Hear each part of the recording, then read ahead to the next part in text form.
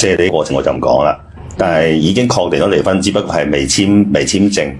咁佢當時咧喺一個啲網站裏邊做同城㗎嘛，我哋係同城㗎。我知道。喺個網站裏邊咧就佢做直播，我覺得幾有眼緣，撩咗人哋兩句。當時我未曾簽證，但係離婚就確定咗㗎啦。佢係已經嚟咗㗎啦。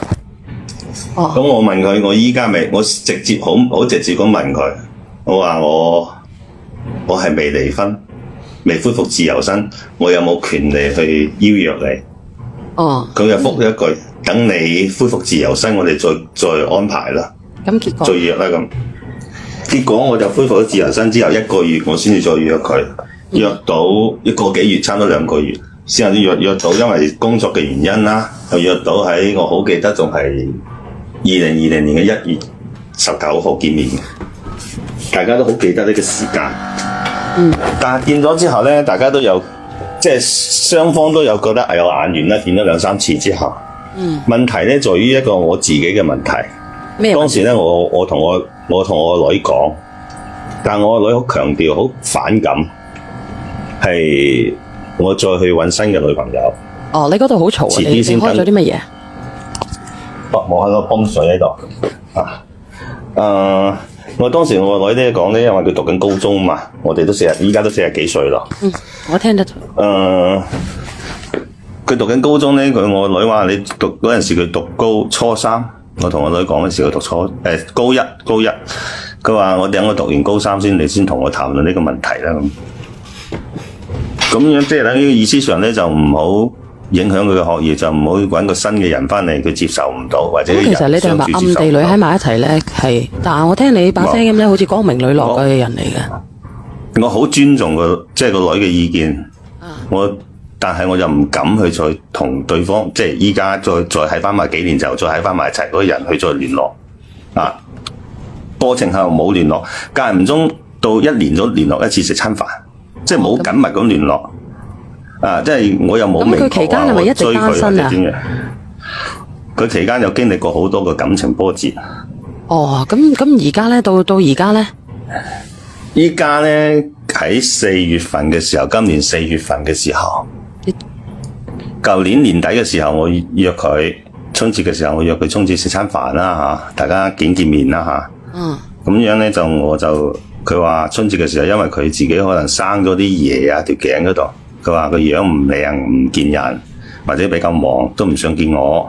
咁樣咧就到翻2月份，2月初應該2月中旬嗰陣時候，佢問我發咗個信息俾我，我當時喺外國出差，當時喺越南，我就冇覆佢咧，翻咗嚟3月底翻咗嚟，我先覆佢，3月20幾號先覆佢，咁約咗3月底最後一日。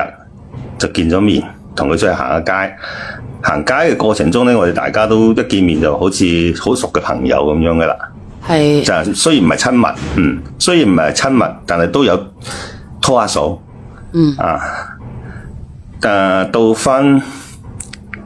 我哋到翻4月11號再見第2次，唔係過程中晚黑又見，因為佢工作問題，我唔講佢做咩嘢工作啦佢工作問題咧就晚黑9點先落班。5點上班，日頭佢成日都得閒㗎。5點上班就9點落班，咁我都係晚黑9點有1個星期內見咗佢3次，晚黑約佢行公園啦，係咪有 feel？ 傾下偈啊，講下心事，一直都有 feel。其實兩個人一直都有 feel， 但係咧你愛而不得啊嘛，你尊重你嘅女兒啊嘛，你係以女兒為佢好嬲我咯。咁咪確實係嘅。點講咧？因為你冇諗過啊嘛，你永遠都係放女兒喺第一位啊嘛，你冇諗過你自己嘅人生啊嘛。行咗一下，但係呢，我唔知點講，有啲唔好意思。點解嗰晚呢？你哋做咗一啲不可描述嘅嘢。嗰晚呢就你做咗一啲不可描述嘅嘢，我幫你描述咗啦。係啦，但係呢，當時我太突然啦，我意料唔到佢會俾嗰種 feel 我。即係佢主動做咗一啲咁樣嘅嘢，即係主動嘅。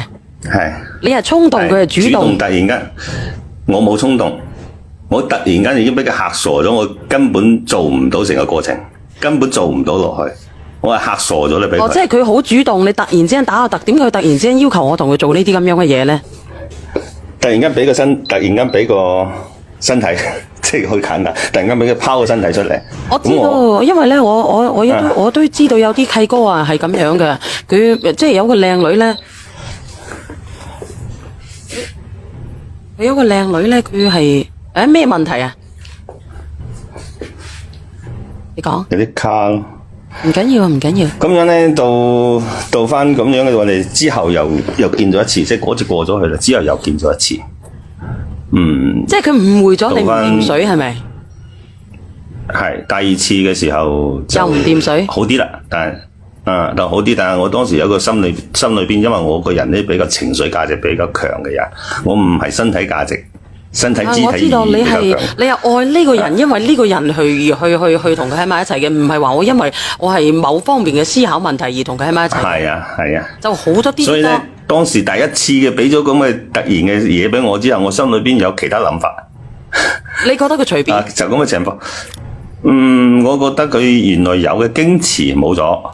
唔係嘅姐姐，唔係噶，阿哥哥話佢40幾歲噶啦，唔係矜唔矜持嘅時候啊。係啊，我講真嘅。後邊我知道啦，後邊我已經知道啦，因為我同佢有溝談，後尾交流過啊嘛。係啊。然後咧，有一次4月19號，你聽我講完先吓。4月19號咧，因為我自己內心裏邊有好多壓抑，因為我覺得佢大家都好似熟人咁，我就想揾佢傾訴。我喺佢面前跌咗眼淚。唔係淨係因為佢嘅嘢，所以嚇親咗佢。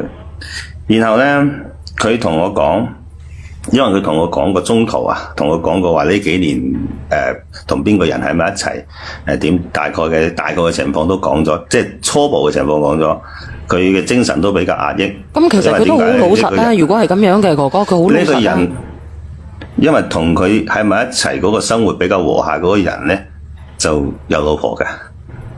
當時係我同埋佢同時一齊認識嘅。即係前後嗰幾日都係認識兩個人，佢同埋我。但係佢當時咧就識得我之後咧，我冇進攻，即係冇發動進攻，人哋就發動咗，但係人哋欺騙佢，但係而係咧明知咧，佢明知人哋係有家庭嘅，但係佢無藥可救咁愛上咗人哋。一開始係欺騙，之後咧就跟住佢哋分開咗一段時間。之後咧，又因為空虛嘅問題啦，咁樣又喺埋一齊一段時間。但係嗰個人咧就主動唔會俾情緒價值佢，即係唔會去陪佢行街，唔會去俾佢陪佢做乜，只係黑暗當中見面嘅事，只係一件事。你想表達啲乜嘢啊？得不到嘅永遠都做騷動。唔係得唔到，其實我已經得到，只不過咧。唔係啊，我話佢啊，我話呢個女仔啊，呢個女仔心目中咧，佢會對呢個男仔喺度糾結嘅，唔係男仔嗰個叔啊，你識得後邊嗰個啊？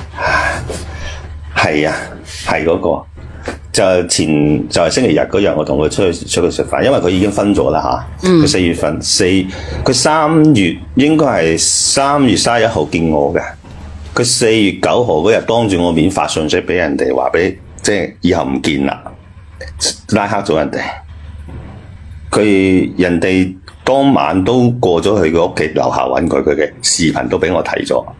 即係佢覺得我知道佢係坦坦蕩蕩做人嘅人。